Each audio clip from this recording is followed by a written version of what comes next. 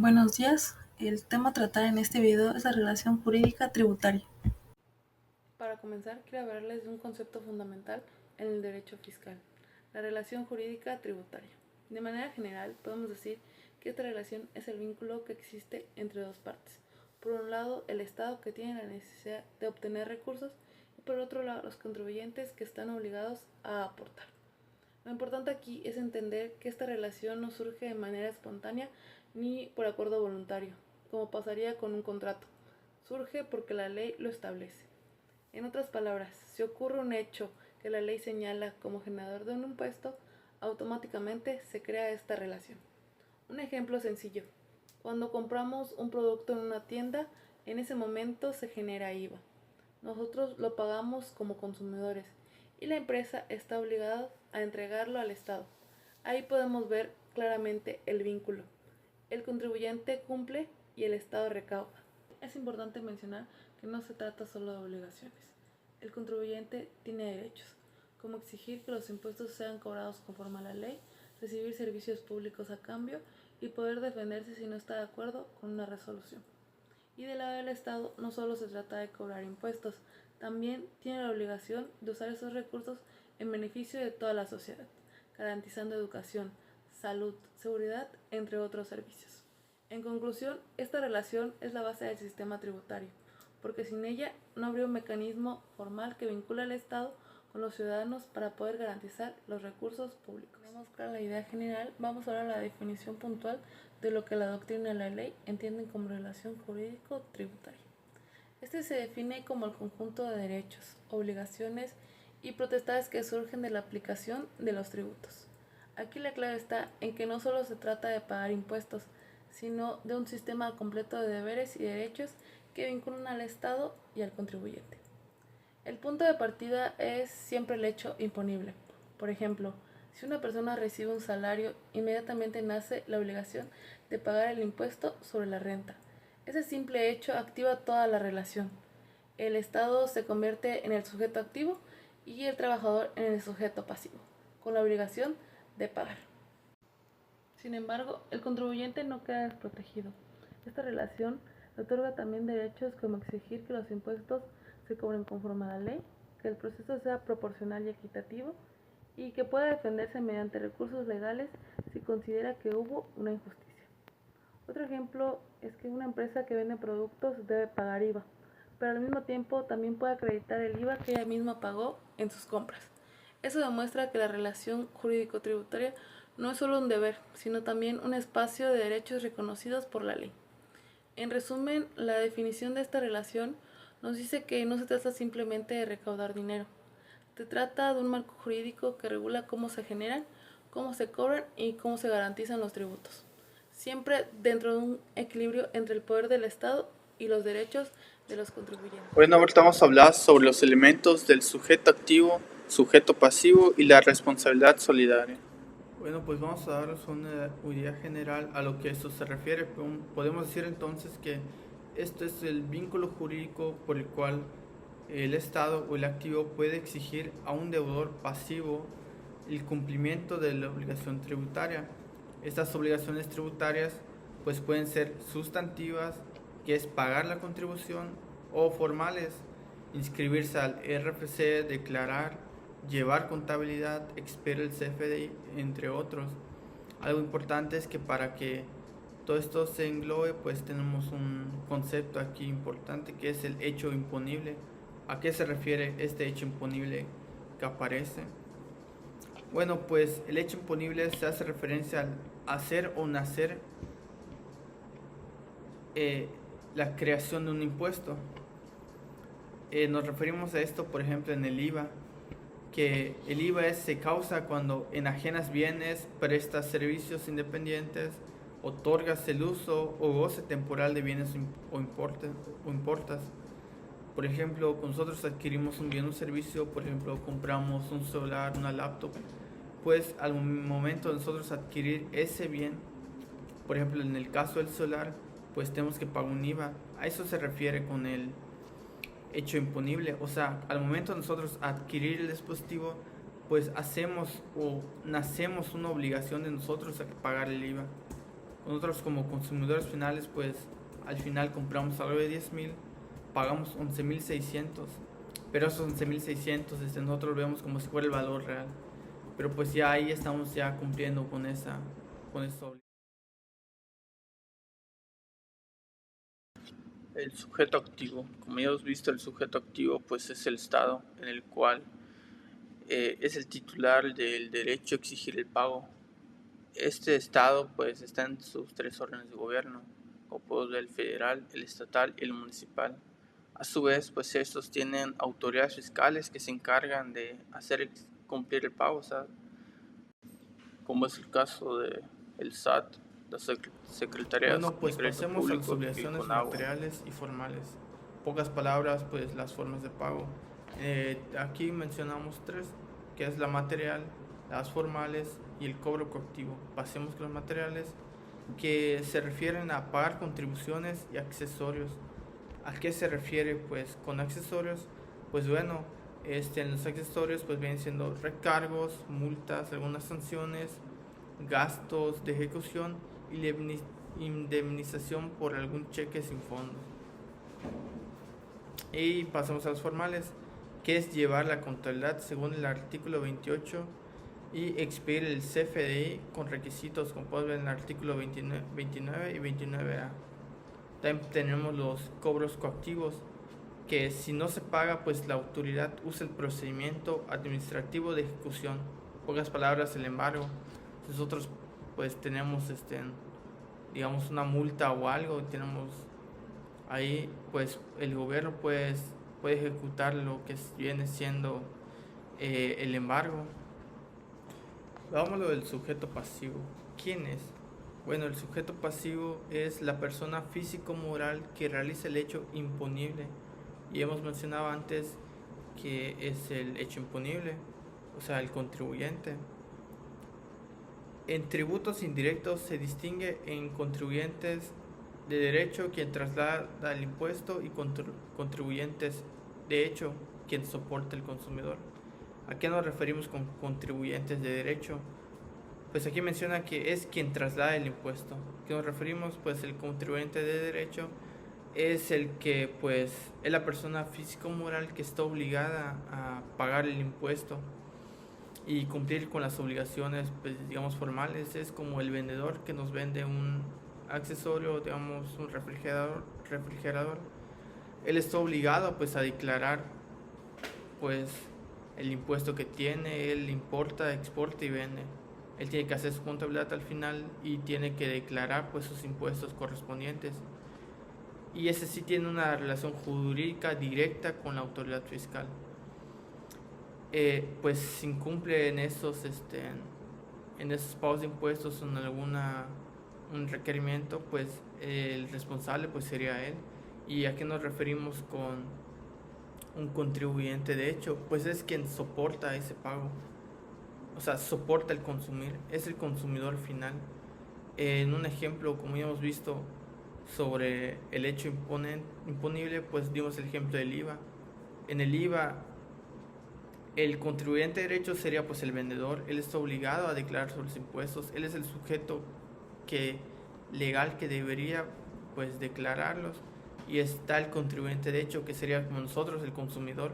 Es por eso algunas las frases de que pues si se suben los precios de importación recientemente en los productos de importación de China, como vimos recientemente en la nueva ley que se aplicó, pues muchos se quejaron pues porque sube el precio, pero realmente el afectado sería el consumidor final, porque si nosotros como revendedores que importamos productos de China y vendemos aquí, a nosotros subir esos impuestos, pues obviamente pues algo que nos costaba 5 pesos pues podría llegar a valer los 8 pesos ahora.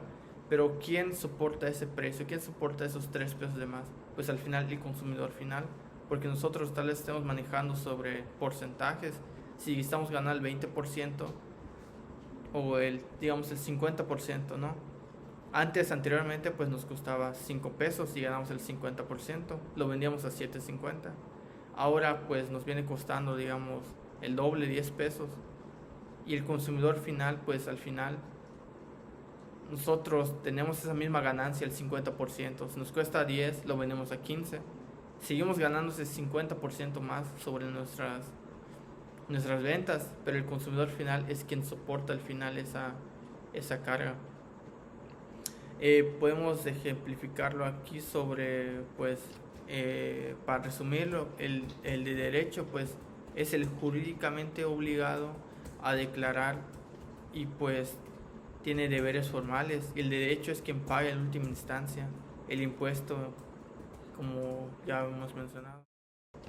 Responsabilidad solidaria.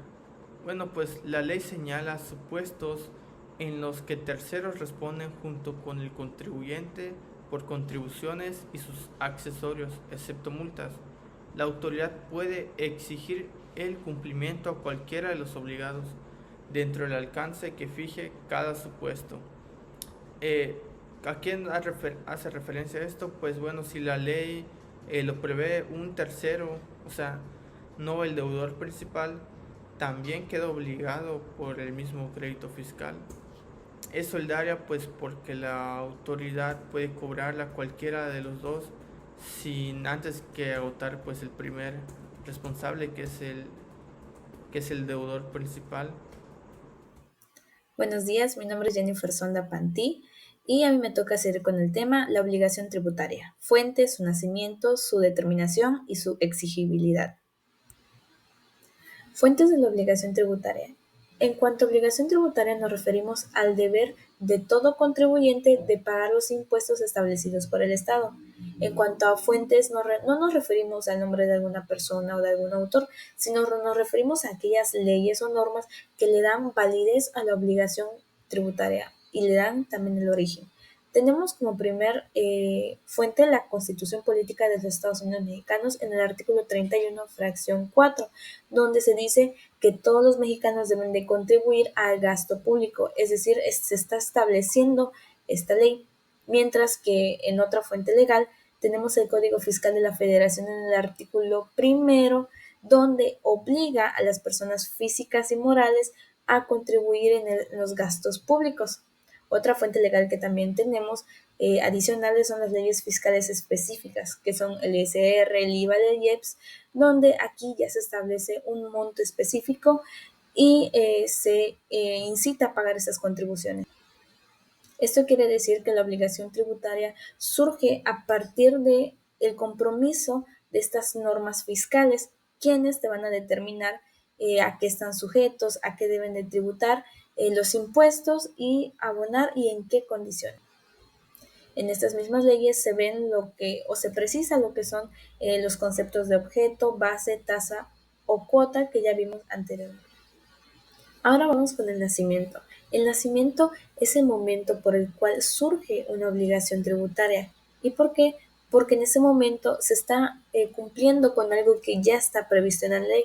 Esto lo tenemos respaldado en el Código Fiscal de la Federación en el artículo 6, donde dice que tenemos obligación de pagar contribuciones y estas nacen en el momento en el que se realizan las situaciones jurídicas o de hecho previstas en las leyes fiscales. Podemos poner un ejemplo con la ley del ISR. La fuente sería la ley del ISR que establece que todos debemos de declarar impuestos al momento de recibir ingresos. La ley ya está establecida. Ahora, ¿en qué momento nace mi obligación tributaria? En el momento en el cual yo recibo mi primer salario o mi salario del mes. Al momento en que yo lo recibo, se nace esa obligación tributaria de pagar el impuesto que está establecido en la ley del ISR. A este también le podemos llamar el hecho imponible o el hecho generador, que fue el momento en el que me pagaron, que fue el hecho real y señala la condición para que nazca la obligación tributaria. Es decir, el pago del salario es el hecho y el pagar el impuesto es la obligación tributaria. Una vez que nace una obligación, viene lo más importante, el saber cuánto voy a pagar. Y es aquí cuando surge la determinación, que consiste en cuantificar el monto a pagar con base al sujeto, al objeto, la base, la tasa o la tarifa. Esta está respaldada nuevamente por el Código Fiscal de la Federación en el artículo 6, que pues es una regla general de causación y determinación. Y en este mismo artículo podemos interpretar lo que son dos tipos de determinaciones. La primera es por autodeterminación y la segunda por determinación administrativa. En la primera tenemos como definición que el propio contribuyente calcula y paga lo que debe. Un ejemplo sería de que recibo mi salario y pues hago mi declaración anual delante del SAT.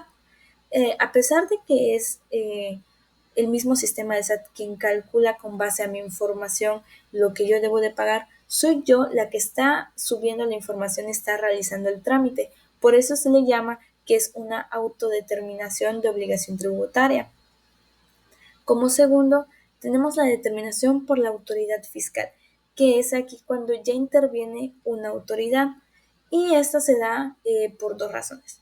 Porque hiciste mal tu autodeterminación o porque simplemente no lo hiciste. Y esto ya es un poco más serio, pues porque ya la misma institución está dándose cuenta de que no estás ingresando todo lo que estás recibiendo. Un ejemplo sería de que yo no subo todos mis ingresos y pues el mismo SAT empieza a ver movimientos en mis cuentas bancarias y detecta ingresos que han sido omitidos y a través de esto determina un crédito fiscal. Y esto pues ya es un poco más serio, ya que puede generar recargos y multas al no ingresar esos ingresos. Y como complemento, en cuanto a no ingresar los ingresos, tenemos el Código Fiscal nuevamente en el artículo 14, 17, 31 y 36, donde ya se obliga a la persona a que una vez que ya determinó cuánto es el monto a pagar, a precisamente pagarlo. Y generalmente, por ejemplo, con el ejemplo del SAT, el SAT explica en la práctica cómo cumplir con esta determinación, ya sea a través de las declaraciones, la facturación, entre otras. Ahora, ya que la obligación tributaria ya surgió, ya determinamos cuánto es el monto que a pagar y ya tenemos la obligación de hacerlo, surge algo llamado la exigibilidad de la obligación tributaria. Es decir, que implica que el Estado te puede cobrar forzosamente la contribución que tienes pendiente.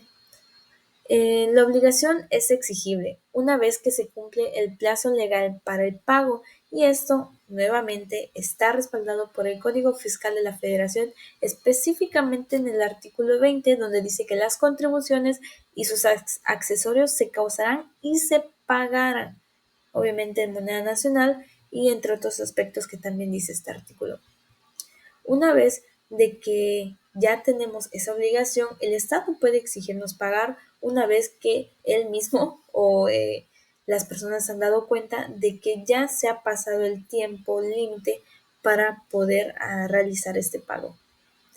Y se considera que tenemos una deuda que claramente es exigible delante del Estado y la tenemos con privilegios sobre otras obligaciones. Y una vez que nosotros no querramos o no podamos cubrir el monto de obligación tributaria, esto ya es un caso de incumplimiento, el cual puede generar lo que son recargos, actualizaciones y multas. La autoridad puede ya iniciar un proceso administrativo de ejecución, es decir, que ya puede empezar con los embargos y los créditos fiscales, esto dependiendo igual de cuánto haya sido el plazo por el cual no se haya cumplido o a partir de la fecha límite cuánto tiempo pasó para que esta obligación no sea pagada. Esta está respaldada en el artículo 21 y 65 del Código Fiscal de la Federación. Y con esto terminamos lo que es el tema de obligación tributaria y con todas las características de esta. Muchas gracias. Bueno, ahora yo voy a hablarles sobre la definición. En sí tenemos la definición de crédito fiscal, es en dos acepciones. En la primera acepción, algo general, en sí es un derecho que tiene el Estado de exigir el pago de una prestación en dinero o en especie. Puede ser monetario o puede ser un bien inmueble, un bien mueble, etc. derivado de la ley y como consecuencia de su soberanía, es decir, impositor. De ahí sigue el artículo 4 de la CFF, que nos define que son créditos fiscales los que tengan derecho a percibir el Estado o sus organismos descentralizados que provengan de contribuciones de aprovechamiento de sus accesorios, incluyendo los que deriven de responsabilidades que el Estado tenga derecho a exigirles de sus servidores públicos o de los particulares, que pueden ser igual personas físicas o personas morales, así como aquellos los que las leyes les den ese carácter y el Estado tenga igual que derecho a percibir por cuenta ajena. De ahí tenemos nosotros algo importante, que es la creación del crédito fiscal. Nosotros podemos crear el crédito fiscal en una relación jurídica tributaria, y la relación jurídica tributaria entre el sujeto activo y el sujeto pasivo. Eso es muy importante. De ahí tenemos que el sujeto activo es un hecho imponible y el sujeto pasivo es un hecho generador. Pues el pasivo es el que lo genera y el activo es el que lo impone. De ahí nosotros podemos observar que nace la obligación tributaria del crédito fiscal. De ahí se hace que la autoridad fiscal, en ejercicio de sus facultades, determina y liquida el crédito fiscal. De ahí pueden ver un suceso, que es la notificación personal de crédito fiscal, que ahí son 30 días que deben transcurrir para poder hacer el pronto pago. De ahí, si no se da el pronto pago, se procede lo que se hace un procedimiento económico coactivo, que se hace exigible el día del 31 de enero. Ahora bien, voy a hablarles sobre ahora las características. Incluyen tres partes. El primero es el plazo. El plazo en sí, nosotros, como vimos en la anterior diapositiva, nos dan en sí la ley del ICR 17 días al mes de presentar nosotros los pagos provisionales del impuesto sobre la renta. En el segundo cuestión, el crédito fiscal, tenemos nosotros un plazo de 30 días hábiles, los cuales para poder pagar. Al siguiente día hábil, que sería después de ya 31 días, se hace la responsabilidad obligatoria de cumplimiento del pago del crédito fiscal. En tercer punto, nosotros, en caso de no atender a la autoridad, puede iniciar un procedimiento administrativo, que es el ejecutivo, que es el PAE, que se obliga a pagar el crédito fiscal. Le dicen los emisores de créditos fiscales. Los emisores de créditos fiscales son varios: el IMSS, el Infonavit, el Conagua, la Profeco, la Profepa, el INPI, con los cuales el IMSS nos dice que son las cuotas patronales no pagadas, el Conagua derecho por expropiación del agua y así, etcétera.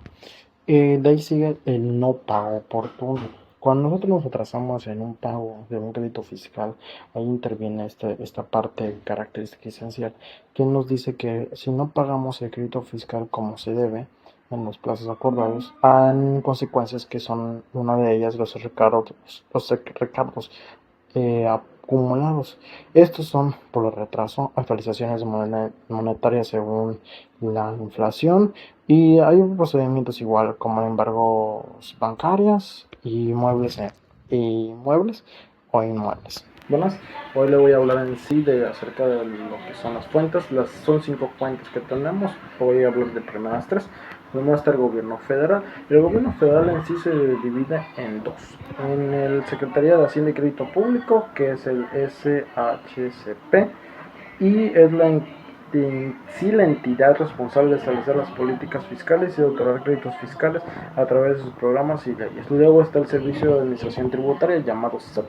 Este es el órgano encargado de administrar los impuestos y de otorgar créditos fiscales a los contribuyentes que en este órgano cumplan con los requisitos establecidos. De ahí siguen las instituciones financieras públicas. Nosotros podemos conocer dos: Nacional Financiera, INAFIN, es una institución financiera pública que otorga créditos y garantías a las empresas, especialmente pequeñas, medianas, las pymes. De ahí sigue el Banco Nacional de Comercio, que es el exterior, que es una institución financiera pública que ofrece créditos y garantías a las empresas que exportan bienes y servicios. De ahí tenemos los programas gubernamentales, tenemos dos grandes grupos: los programas de apoyo a la competitividad y a la innovación. Es un programa gubernamental que ofrece créditos fiscales a las empresas que invierten en investigación y desarrollo, innovación y competitividad. De ahí sigue lo que es el programa de fomento a las instituciones manufactureras, en sí la industria manufacturera, de maquiladora y de servicios de exportación. Es un programa gubernamental que ofrece beneficios fiscales y créditos a las empresas que operan en la industria manufacturera, maquiladora